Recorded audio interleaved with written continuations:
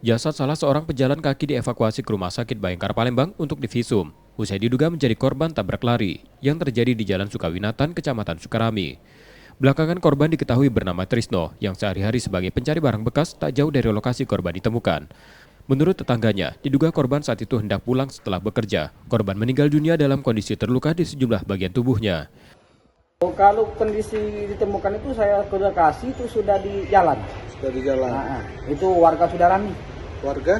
Sudah rame. Yang lalu lintas ngantar budak sekolah kan macet. Jadi kami berinisiatif ke rumah sakit. Dari hasil visum yang dilakukan, dokter forensik mengungkapkan korban meninggal dunia akibat luka serius di bagian kepala dan patah tulang di bagian tangan. Dari hasil pemeriksaan tadi ya, dari tadi dia punya ini bibirnya biru, ya memar ya. Kemudian patah tulang rahang kiri bawah, tulang hidungnya, tulang tangannya sebelah kiri sama tulang ring sebelah kanan.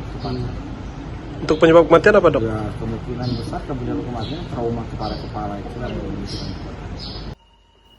Kematian korban saat ini tengah diselidiki Satuan Lalu Lintas Polrestabes Palembang yang sudah melakukan olah TKP dan mencari pengendara tabrak lari tersebut.